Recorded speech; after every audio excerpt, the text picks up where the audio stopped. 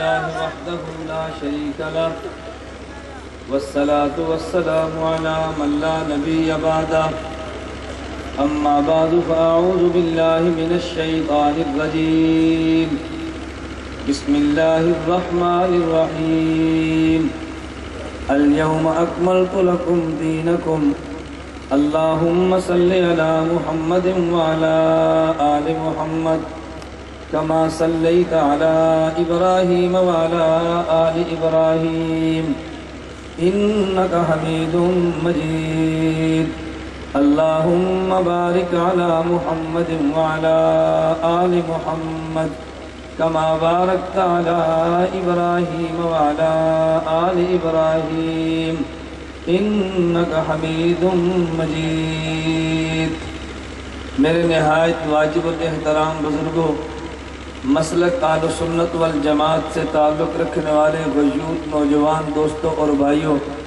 حضرت آدم سے لے کے حضرت عیسیٰ علی نبینا و علیہ السلام تک جس قدر انبیاء آئے، ہم نے تمام انبیاء کو مانا، لیکن کلمہ خاتم الانبیاء محمد عربی صلی اللہ علیہ وسلم کا پڑھا۔ حضرت رسول اللہ پر نازل ہونے والے قرآن سے قبل تورات نازل ہوئی، ہم نے مانا، انجیل نازل ہوئی، ہم نے مانا، زبور نازل ہوئی، ہم نے مانا، مگر ہم نے قرآن کریم کو زندگی کا دستور بنایا۔ ہم سے یہود نے پوچھا تورات موجود تھی، تم عمل کیوں نہیں کرتے؟ ہم سے نصارہ نے پوچھا انجیل موجود تھی، تم عمل کیوں نہیں کرتے؟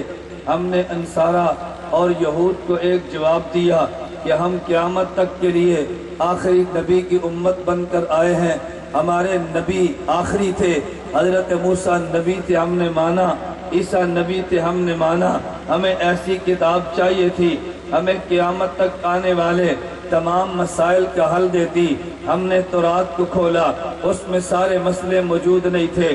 ہم نے انجیل کو کھولا، اس میں سارے مسئلے موجود نہیں تھے۔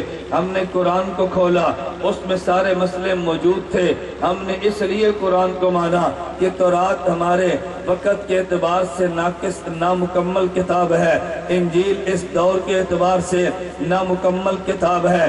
ہم نے جب یہود اور نصارہ کو یہ جواب دیا ہم تورات اور انجیل پہ اس لیے عمل نہیں کرتے کہ نامکمل کتاب ہے، ہم سے یہودی نے کہا اگر اس لیے تورات نامکمل ہے، سارے مسئلے تورات میں موجود نہیں ہے، آؤ میں تمہیں بتاتا ہوں تمہارے قرآن میں کتنے مسئلے موجود نہیں ہے۔ عیسائی نے فوراً کہا اگر تم نے انجیل کو اس لیے نہیں مانا، انجیل نامکمل کتاب ہے، آئیے پھر میں تمہیں قرآن کریم میں دکھاتا ہوں کتنے مسئلے قرآن میں موجود نہیں ہے۔ میں نے پوچھا وہ کون سا مسئلہ جو قرآن میں موجود نہیں تھا؟ یہودی نے کہا ارے یہ ٹیلی فونک کا دور ہے، اگر لڑکا پاکستان میں، لڑکی بیرون ملک امریکہ میں موجود ہے، ٹیلی فونک اگر نکاح ہو یہ ہو جائے گا یا نہیں ہوگا؟ مجھے مسئلہ قرآن سے پیش کر دے۔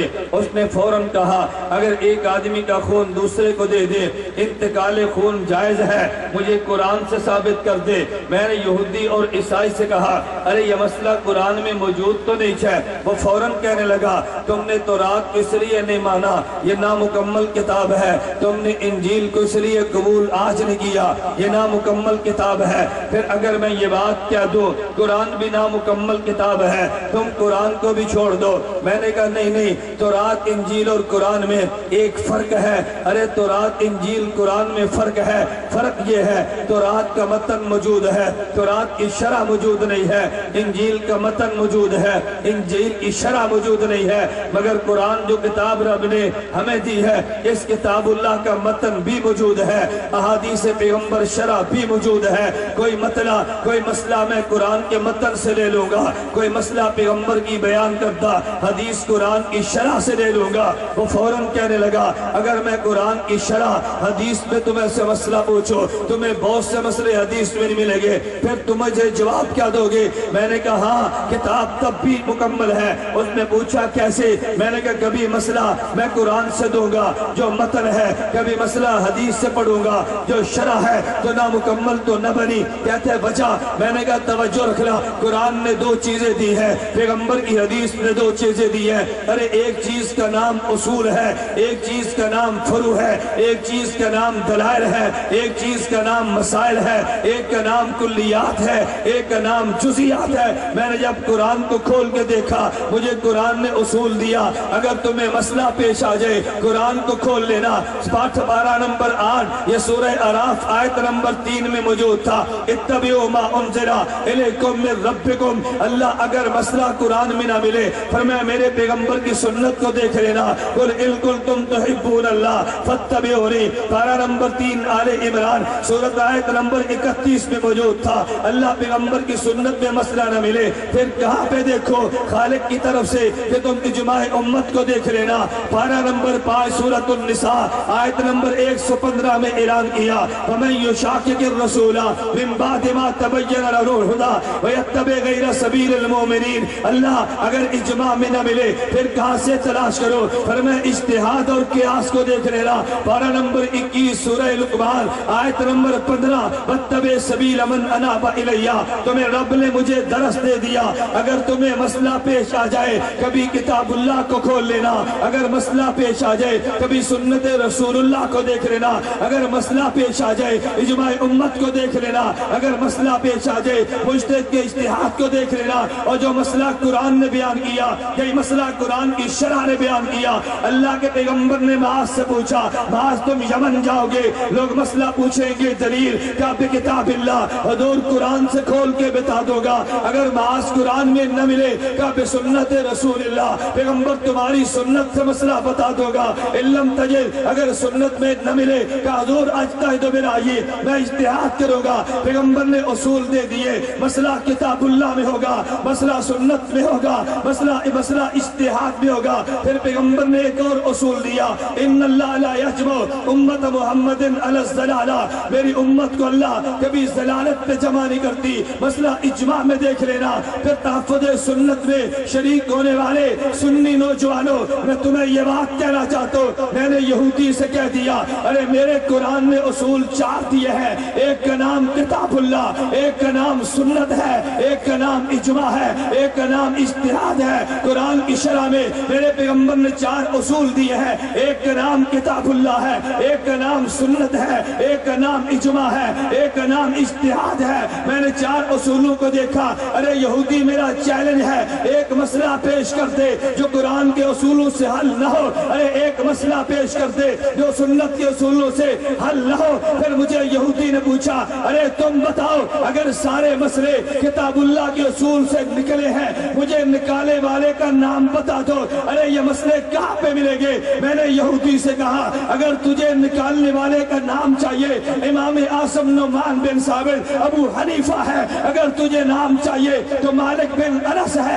اگر تجھے نام چاہیے محمد بن ادریس شافی ہے، اگر تجھے نام چاہیے امام احمد بن محمد بن احمد ہے، حنبل ہے، اگر تجھے کتاب چاہیے جہاں پہ سارے مسئلے موجود ہو، کتاب کا نام ہدایہ ہے، اگر تجھے مسئلہ چاہیے کتاب کا نام در مختار ہے، اگر تجھے مسئلہ چاہیے کتاب کا نام کنز الدقائق ہے، اگر تجھے مسئلہ چاہیے کتاب کا نام قدوری ہے، اگر تجھے مسئلہ چاہیے کتاب کا نام بہشتی زیور ہے۔ یہودی نے اعتراض کیا تھا کہ قرآن نامکمل ہے، میں نے کہا مکمل ہے، اس نے کہا جواب دو، میں نے کہا ہدایہ، اس نے کہا جواب دو، میں نے کہا قدوری، اس نے کہا جواب دو، میں نے کہا بہشتی زیور ہے۔ ارے دوسرے لفظوں میں کہنا چاہتا ہوں، سنیو یہ دلائل سے نشین کر لو، دشمن الٹا لٹک جائے گا، تیری دلیل کا جواب نہیں دے سکتا، یہ تیری دلیل ریت پہ، خدا کی قسم ریت کی دیوار پہ پار نہیں ہے، ارے یہ جبل عہد کی طرح تیرے مضبوط دلائل ہیں، اللہ کرے ان دلائل کو سینے سے تو تھام لے۔ میں نے پوری بحث کے بعد صرف ایک بات کہنی ہے، اس ایک بات کے لیے میں نے 15 15 मिनट की तमहीद बांधनी है, तवज्जो रखना। उसने कहा था किताब नामुकम्मल है, मैंने कहा मुकम्मल क्यों, मेरे पास उसूल मौजूद है। अच्छा फिर तुमसे मैं पूछता हूँ, अरे मसला कुरान में था निकल आया, मसला सुन्नत में था निकल आया, इज्मा में था मसला निकल आया, इज्तिहाद में था मसला निकल आया। मुझे तुम बताओ, अगर मसला कुरान से निकला है तो यह भी किताबुल्लाह का होगा, अगर मसला सुन्नत से निकला है किताबुल्लाह का होगा, अगर इज्मा उम्मत हल हुआ है तो किताबुल्लाह का होगा, अगर इज्तिहाद हल हुआ तो मसला किताबुल्लाह का है। फिर मुझे ये बात कहने दे, अगर तुझसे कोई पूछे अरे तूने कुरान को छोड़ के फिक़्ह को माना है, तूने सुन्नत को छोड़ के फिक़्ह को माना है, उसके मुंह पे तुर्की बतुर्की जवाब दे दे, कह दे तू जाहिल था, तुझे फिक़्ह का माना नहीं आया। अगर फिक़्ह का माना जानता इतराज न करता, अगर फिक़्ह का माना जानता अबू हनीफा पे इतराज न करता। अरे वजह, अगर तुझसे को पूछे फिक़्ह किसे कहते हैं, आसान लफ्जों में जवाब दे दे, किताबुल्लाह, सुन्नत रसूलुल्लाह, इज्मा उम्मत और क़ियास से साबित शुदा मसले का नाम फिक़्ह। किताबुल्लाह, सब बोलिए किताबुल्लाह, बोलिए किताबुल्लाह, सुन्नत रसूलुल्लाह, इज्मा उम्मत और इज्तिहाद से साबित शुदा मसले का नाम, तवज्जो रखना, साबित शुदा मसले का नाम। यहूदी ने इतराज किया तेरा कुरान नामुकम्मल है, तेरे पास मसले मौजूद नहीं है। मैंने जवाब में फिक़्ह देके यहूदियत के इतराज का जवाब दिया था। आज कभी तुमने गौर किया, जो तेरी फिक़्ह को नहीं मानता, खुदा की कसम वो कुरान की खिदमत नहीं करता, कुरान के नाम पे झूठ बोलता है। जिसने फिक़्ह का इनकार किया, हदीस पैगंबर की खिदमत नहीं करता, हदीस के नाम पे पैगंबर की हदीस पे झूठ बोलता है। अरे फिक़्ह यहूदियत के एतराज का जवाब था, अरे फिक़्ह ईसाइयत के एतराज का जवाब था। अगर तूने फिक़्ह का इनकार किया फिर यहूदियत के एतराज का जवाब देना, अरे सारे मसले कहाँ पे मौजूद होंगे? तो जवाब में कुरान नहीं दे सकता, सारे मसले कहाँ पे मौजूद होंगे? तो बुखारी का नाम नहीं ले सकता, कोई मसला किताबुल्लाह में, कोई मसला बुखारी में होगा, कोई तिरमिज़ी निसाई इब्ने माजा में होगा, कोई मसला इज्मा उम्मत में होगा, कोई मसला मुज्तहिद के इज्तिहाद में होगा। अरे फिक़्ह कुरान से बगावत नहीं है, यहूदियत का जवाब है। अरे फिक़्ह कुरान से दूरी नहीं है, ईसाइयत का जवाब है। अगर तूने फिक़्ह को माना, तूने यहूदी के दांत खट्टे कर दिए। अगर फिक़्ह को माना, ईसाइयत को मुंहतोड़ जवाब दिया है। अगर फिक़्ह का इनकार किया, कुरान की खिदमत नहीं है, कुरान के नाम पे यहूदियत की खिदमत है। ये हदीस की खिदमत नहीं है, बल्कि हदीस के नाम पे यहूदियत की खिदमत है। तो मैं ये बात कह रहा था, हमारा कुरान कामिल बचा। कुरान ने उसूल दिए, उसूल कितने? बुलंद आवाज से कितने? तवज्जो रखना, उसूल कितने? 4। मैं कहता हूँ कुरान में थे, पैगंबर ने दिए, तवज्जो रखना। अरे इन 4 उसूलों के देने वाले को नबी कहते हैं, इन 4 उसूलों के फैलाने वालों को सहाबी कहते हैं। 4 उसूलों से निकाल के मसला देने वाले को मुज्तहिद और फकीह कहते हैं। मैंने पैगंबर को माना, 4 उसूल दिए हैं, मैंने सहाबी को माना, 4 उसूल फैलाए हैं, मैंने अबू हनीफा को माना, 4 उसूलों से मसले लक्कर दिए हैं। मैं आज उलमा की मौजूदगी में एक मुत्तफिका तुझे फैसला सुनाना चाहता हूँ कि देवबंदियत नहीं, रब्बे काबा की कसम, दुनिया का कोई सुन्नी, कोई मुसलमान इस नजरिए की तरदीद नहीं कर सकता। मैं नबी को मानता हूँ, नबी मासूम है, मैं सहाबी को मानता हूँ, महफूज है, मैं मुज्तहिद को मानता हूँ, माजूर है। अगर नबी मासूम है, उसकी इस्मत का दिफा करना तेरे और मेरे जिम्मे है। अगर सहाबी महफूज है, हिफाजत का दिफा करना तेरे और मेरे जिम्मे है। अगर मुज्तहिद माजूर है तो मुज्तहिद के इज्तिहाद का दिफा करना भी तेरे और मेरे जिम्मे है। बोलिए नबी मासूम, नबी बुलंद आवाज से नबी। आज ये अकीदे ज़हन में रख लो, नबी मासूम, सहाबी महफूज और मुज्तहिद। नबी का मासूम होना आलो सुन्नत वल जमात का अकीदा है या नहीं? बुलंद आवाज से अकीदा है या नहीं? सहाबी का महफूज होना आलो सुन्नत वल जमात का अकीदा है या नहीं? और नबी और मुज्तहिद بیت کا ماجور ہونا اہل سنت والجماعت کا عقیدہ ہے یا نہیں؟ مجھے تم بتاؤ کیا نبوت سے گناہ ہو سکتا ہے؟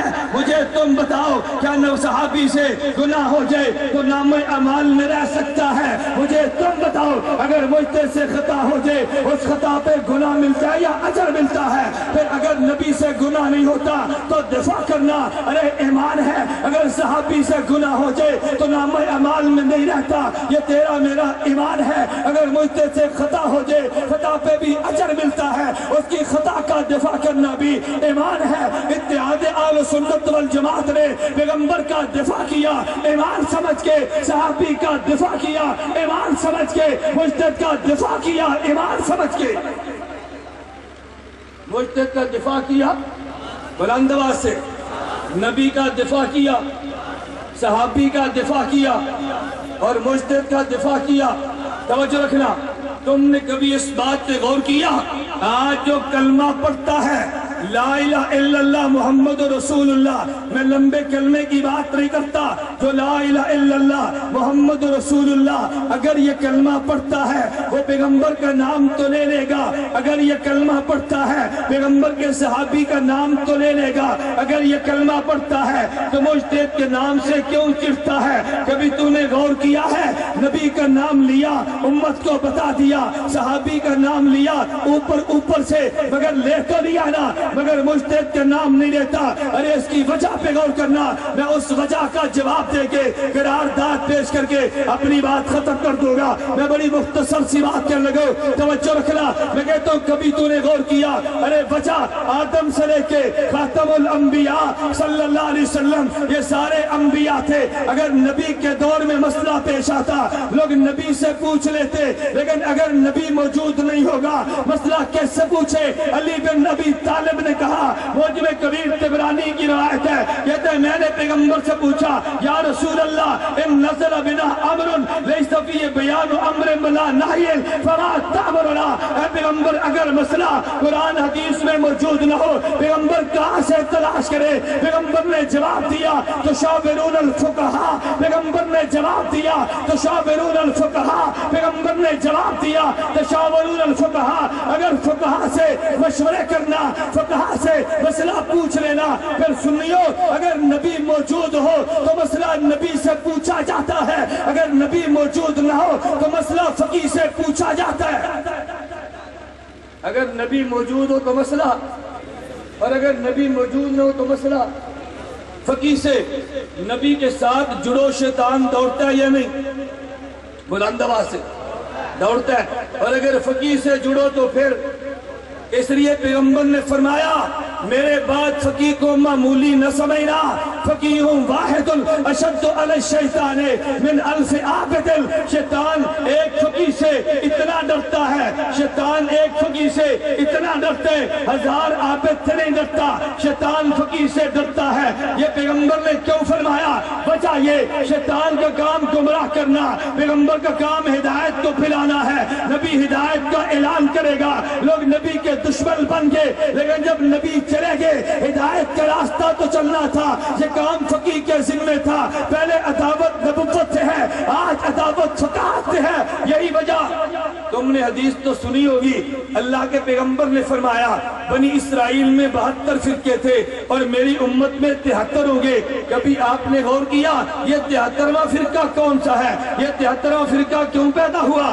علامہ یہ 73واں فرقہ کیوں پیدا ہوا؟ علامہ قرطبی نے تفسیر الجامع باحکام القرآن وان ھذا صراطی مستقیما فاتبعوہ کتاب بڑی عجیب بات لکھی ہے۔ امام قرطبی کہتے ہیں ایک بات ذہن نشین کر لو، وہ تفسیر لکل شیء کے تحت فرمایا لم یکن عندہم اجتہاد قط انما خص بذالک امت محمد صلی اللہ علیہ وسلم، پہلی امت میں اجتہاد نہیں تھا، اللہ نے اس امت کو اجتہاد دیا ہے۔ پھر حضرت امام قرطبی نے ان ھذا صراطی مستقیما فاتبعوہ کے تحت لکھا، کہتے ہیں یہ جو 73واں فرقہ تھا یہ کون سا تھا؟ قرطبی نے الفاظ نکل کیے، میں اپنی زبان میں ترجمہ کرنے لگا۔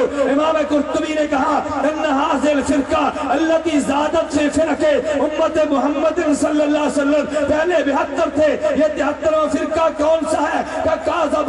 قال بعض العارفین الذین هم يعادون العلماء ويبغضون الفقهاء۔ امام قرطبی کہنا چاہتے پہلے مسئلے نبوت حل کرتی تو لوگ دشمن نبوت کے تھے، اب مسئلہ نبوت سے حل ہوگا لیکن ساتھ اجتہاد سے بھی ہوگا۔ پہلے تنہا نبوت کے دشمن تھے، اب نیا فرقہ جو اجتہاد کا بھی دشمن ہے۔ امام قرطبی نے کہا جو علماء سے عداوت رکھے، فقہ سے بغض رکھے، یہ جان لے 73واں فرقہ ہے۔ یہ جان لے 73واں، بولیے 73واں، علماء سے عداوت رکھنے والا 73واں فرقہ، فقہاء سے بغض رکھنے والا 73واں فرقہ۔ لہٰذا ہم آج آل پنجاب تحفظ سنت کی وساطت سے میں پاکستان خصوصاً اور پوری دنیا کے عموماً مسلمانوں سے آج کی کانفرنس کی وساطت سے قرارداد پیش کرتا ہوں۔ اگر میری قرارداد پیش کرتا سے آپ کو اتفاق ہو تو میں آپ سے اتنی گزارش کروں گا، قرارداد کے آخر میں ہاتھ ہلا کر تائید کر دیں تاکہ ہمیں یقین ہو جائے ہماری قرارداد بالکل ٹھیک ہے۔ میری گفتگو کا خلاصہ یہ ہے، اللہ نے قرآن کو کامل فرما دیا۔ ارے کامل ہونے کا مطلب اللہ نے اصول دے دیے، امام ابو حنیفہ نے ان اصولوں کو لیا تو مسئلہ دے دیا۔ ارے فقہ قرآن کے کامل ہونے کی عملی صورت کا نام ہے۔ پہلے مسئلے صرف نبی بتاتا، اب پیغمبر کے بعد مسئلے فقہاء بتائیں گے، چونکہ فقیہ نے امت کو ہدایت پہ کھڑا کرنا تھا، چونکہ فقیہ نے امت کو سیدھا راستہ دینا تھا، چونکہ فقیہ نے شیطان سے دور کرنا تھا۔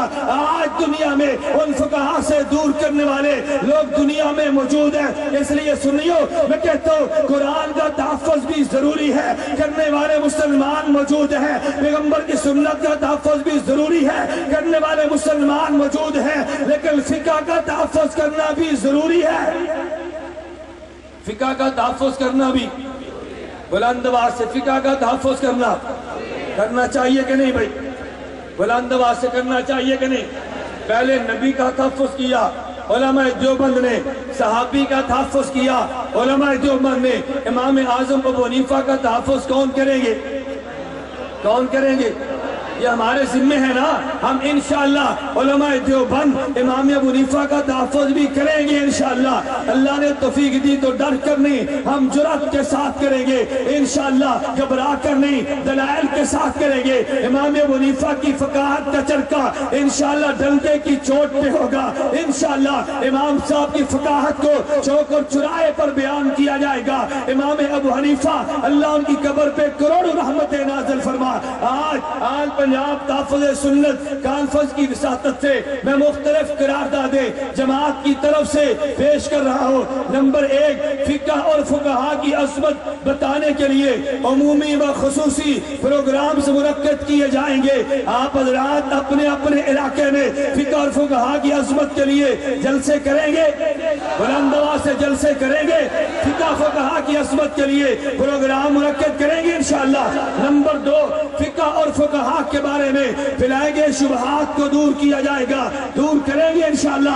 اگر کوئی شبہ پیش کرے اس کو تو دور کر دے، اگر تر سے حل نہیں ہوتا اتحاد سے رابطہ کر دے، اتحاد کے مناظر دور کریں گے انشاءاللہ۔ فقہاء اور فقہاء سے بغض و عناد رکھنے والے افراد کی حوصلہ شکنی کرنا کریں گے انشاءاللہ۔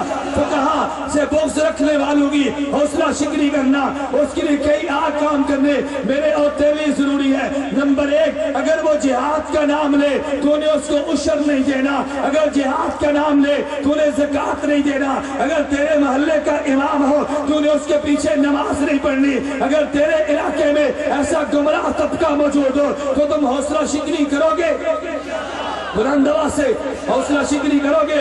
نمبر 4، چاروں ائمہ برحق، حضرت امام ابو حنیفہ بھی برحق، امام مالک بھی برحق، امام شافعی برحق، امام احمد بن حنبل بھی برحق۔ ہم چاروں ائمہ کو برحق مانتے ہوئے امام ابو حنیفہ کی تقلید کریں گے۔ اگر سعودیہ میں امام احمد بن حنبل کی تقلید ہو وہ ہمارے بھائی ہے، اگر امام مالک کی تقلید ہو وہ میرا اور تیرا بھائی ہے، اگر امام شافعی کی تقلید ہو تو تیرا اور میرا بھائی امام احمد کا مقلد ہو، وہ تیرا اور میرا بھائی ہے۔ ہم انشاءاللہ ان فقہا کی تقلید کو، فقہا کو برحق مانتے ہوئے امام ابو حنیفہ کی تقلید کریں گے انشاءاللہ ثم انشاءاللہ۔ اور پانچویں بات، خاتم الحرمین ملک شاہ عبداللہ حفظہ اللہ تعالی کہ میں اس کانفرنس کی وساطت سے ایک بات کا شکریہ ادا کرتا ہوں، شاید آپ کے علم میں نہیں ہے، ملک عبداللہ نے سعودیہ میں ہیئت کبار العلماء کے نام سے، جسے آپ پاکستان کی زبان میں کہو اسلامی نظریاتی کونسل، قائم کرنے کا اعلان نہیں بلکہ فیصلہ کیا، اور ملک عبداللہ نے اس اسلامی نظریاتی کونسل میں چاروں مسالک کے علماء کو نامزد کیا، فقہ حنفی کو ماننے والے، فقہ مالکی کو ماننے والے، فقہ شافعی کو ماننے والے، فقہ حنبلی کو ماننے والے۔ ہم اس بات پہ ملک عبداللہ کا شکریہ ادا کرتے ہیں کہ انہوں نے یہ فیصلہ کر کے امت کو بتا دیا کہ سعودیہ کی حکومت یہ مقلدین کے ساتھ ہے، غیر مقلدین کے ساتھ نہیں ہے۔ اگر اس اکیڈمی میں علماء کے بورڈ میں گنجائش تمہارا نہیں ہوتی، کوئی فرق تمہارا بھی رکھ لیتا، انہوں نے چار مسالک کو نمائندگی دے کے یہ بات واضح کرتی ہے کہ سعودیہ حکومت چاروں ائمہ کا احترام کرتی ہے، چاروں ائمہ کو قبول کرتی ہے، چاروں کی فقہ کو قبول کرنے کا اعلان کرتی ہے۔ ہم ملک عبداللہ کا شکریہ ادا کرتے ہیں۔ آپ سب حضرات کرتے ہیں بھائی، کرتے ہیں بھائی بلند آواز سے۔ ہم ان کا جو بھی اچھا قدم ہوگا ہم اس کی ان کو انشاءاللہ اللہ نے توفیق عطا فرمائی، صرف داد تحسین نہیں، ہم عملاً شکریہ ادا کریں گے۔ اللہ مجھے اور آپ کو اپنے مسلک اور اپنے مذہب اور اپنے موقع پر مضبوطی کے ساتھ قائم اور دائم رہنے کی توفیق عطا فرمائے۔ آخری بات، اتحاد اہل سنت والجماعت کے پلیٹ فارم پہ میں آپ حضرات کی خدمت میں گزارش کرتا ہوں، اگر آپ طالب علم ہیں تو چھٹیوں میں تشریف لائیں، اگر علماء ہیں ایک سال ہمیں دیں، اگر کالج کے نوجوان ہیں تو جون اور جولائی میں 40 دن دیں، اور اگر آپ حضرات میں سے کوئی تاجر اور دکاندار ہے ہر انگریزی مہینے کے پہلے جمعرات، جمعہ، ہفتہ، اتوار اور 3 دن آپ اس کو دیں ہمیں، ہم انشاءاللہ ثم انشاءاللہ لٹریچر بھی پہنچائیں گے، ویب سائٹ کے ذریعے دنیا میں نشریات بھی عام کریں گے۔ ایک بات میں کہنا ضروری سمجھتا ہوں، مجھے اسٹیج کے آنے سے قبل بعض احباب نے کہا کہ مولانا آپ کی اتنی بڑی کانفرنس، علماء مشائخ اسٹیج پر موجود ہیں اور تم ویڈیو کے ذریعے اس کانفرنس کو پوری دنیا میں پھیلا رہے ہو، کیا تم جرم نہیں کر رہے؟ میں نے کہا عجیب بات، مجھے سمجھ نہیں آتی، ہم تو مقلد ہیں، ہم تو امام ابو حنیفہ کے مقلد ہیں، آپ بتاؤ اگر ایک مسئلے پہ 2 فقہا کا اختلاف ہو جائے تم کسی ایک فقیہ کو باطل کہہ دو گے، ایک فقیہ کو غلط کہہ دو گے؟ ہاں میں یہ بات ضرور کہتا ہوں کہ اگر ایک مسئلے پہ 2 فقہا کا اختلاف ہو جائے تم ایک کی رائے پہ عمل کرو، مگر تم دوسرے کو باطل تو نہیں کہو گے نا۔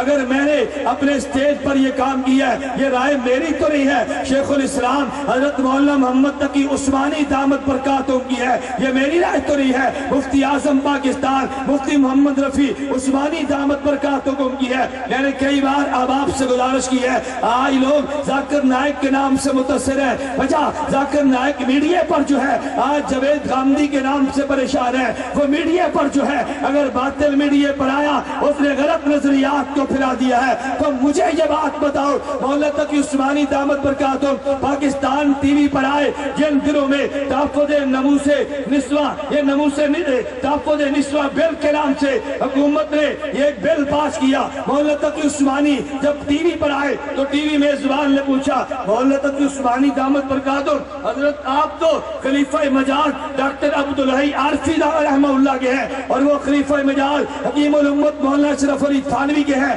تم ان سلسلے کے ہونے کے باوجود آج آپ ٹی وی پر کیوں آئے ہیں؟ حضرت شیخ الاسلام مولانا تقی عثمانی نے عجیب جواب دیا، فرمایا نموس تحفظ نسواں بل کے نام سے ایک بل پیش کیا ہے، امت میں غلط فہمیاں پیدا ہو گئی ہیں اور ان غلط فہمیوں کو ٹی وی کے ذریعے پھیلایا گیا ہے، مجھے بتاؤ اگر اس فورم پہ نہ آتا میں ان شبہات شبہات کا جواب کیسے دیتا، ان کا رد کہاں پہ کرتا؟